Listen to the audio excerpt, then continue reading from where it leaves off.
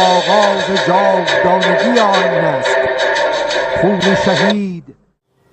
Supreme leader Khamenei के इस जनाजे में लोगों की आंखों में आंसू थे, लोग बिलख रहे थे, लोगों के दिल जार जार थे, मगर एक चीज नहीं थी, वो था खौफ। इस मंजर ने आपको अंदाजा नहीं है ईरान के मुकाम को दुनिया भर में कितना ऊंचा कर दिया है, और अमेरिका और इसराइल को इस बात का अंदाजा है।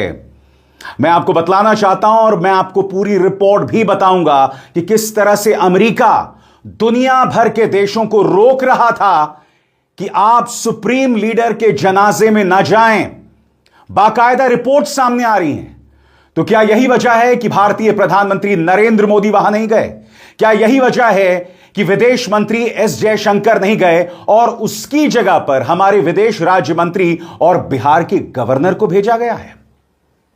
अमेरिका ये जंग हार गया है, इसराइल ये जंग हार गया है, ईरान ये लगातार दावा करता रहा है, मगर अगर ये जनाजा इस बात का सबूत है कि किस तरह से अमेरिका की इज्जत तार तार हो गई है और ईरान का मुकाम दुनिया भर में ऊंचा हुआ है, ये इस बात का जीता जागता सबूत है, मिसाल है कि ईरान की ताकत किस तरह से बढ़ी है।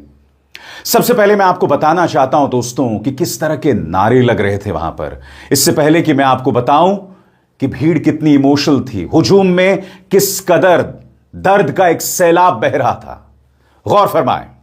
अली खामेनी के जनाजे में गूंजे बदला और अमेरिका मुर्दाबाद के नारे। हजारों लोग लाल झंडे लेकर तेहरान के ग्रैंड मुसल्ला परिसर में जमा हैं। लाल झंडे को बदले की मांग का प्रतीक माना जा रहा है। लोग अली खामेनी के ताबूत के आने का इंतजार कर रहे हैं और लगातार अमेरिका मुर्दाबाद और बदला बदला के नारे लगा रहे हैं। इससे पहले भी खबर आई है कि आज सुबह तेहरान के कई मेट्रो स्टेशन के बाहर बड़ी तादाद में लोग जुट रहे हैं। वे मेट्रो खुलने का इंतजार कर रहे हैं ताकि अंतिम विदाई में शामिल हो।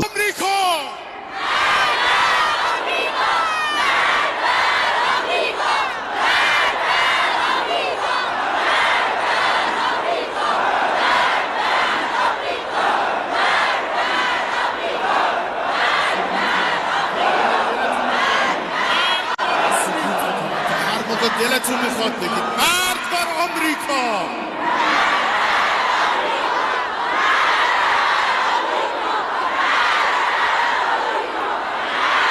के जरिए ईरान ने अमेरिका और इसराइल को एक कड़ा संदेश दिया है। आपके स्क्रीन पर CNN की यह खबर, Iran sends a defiant message to Trump with colossal funeral for slain supreme leader Ali Khamenei. ये तस्वीरें मैं आपको विस्तार से बताऊंगा, ये वीडियोस क्या कह रहे हैं, ये तमाम जो तस्वीरें, दर्द का ये जो सैलाब सामने उभर कर आ रहा है, जिसमें हवा में तराने गूंज रहे हैं खामेनी के सम्मान में, वो सब मैं आपको बताने वाला हूं दोस्तों। मगर सबसे पहले आपके लिए जानना बहुत जरूरी हो जाता है कि इसके जरिए ईरान ने ट्रंप को क्या संदेश भेजा है। गौर फरमाएं, पिछले 10 दिनों से ज्यादा समय से ईरान का ज्यादातर मीडिया इसी पल की तैयारी में लगा हुआ था। खामेनी को श्रद्धांजलि देने वाले गाने, उनकी जिंदगी पर बनी डॉक्यूमेंट्रीज और खास कार्यक्रम लगातार दिखाए जा रहे थे। इससे पहले जो सुर्खियां अमेरिका के साथ बातचीत पर थीं, उनकी जगह अब पूरी तरह खामेनी की अंतिम विदाई ने ले ली है। इस पूरे आयोजन का मकसद दुनिया और इस्लामिक रिपब्लिक के दुश्मनों को एक कठोर संदेश, मैसेज भेजना है कि ईरान की सत्ता सिर्फ इस बड़े युद्ध से बची ही नहीं है, बल्कि अपने मारे गए नेता को मजबूती और डटे रहने की निशानी के तौर पर हमेशा याद रखी जाएगी। आप जानते हैं दोस्तों, इसराइल बातचीत के दौरान ही विदेश मंत्री अब्बास अरागची और गालिबाफ को मार देना चाहता था। गालिबाफ ने अमेरिका को एक संदेश दिया है जो अब मैं आपको पढ़ के सुनाना चाहता हूं, गौर फरमाइए।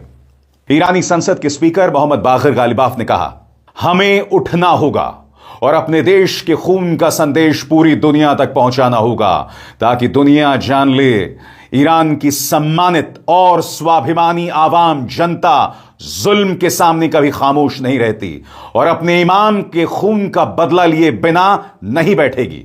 वो आगे कहते हैं, यह एक ऐतिहासिक पल होगा जो पूरी दुनिया को ईरानी जनता के जज्बे और महानता की ताकत दिखाएगा। दोस्तों, अब मैं आपको मंजर दिखाना चाहता हूं जब अब्बास अरागची और गालिबाफ दोनों बिखर गए। दोनों की आंखों में आंसू थे। एक मार्मिक लम्हा जो मैं चाहता हूं आप देखें।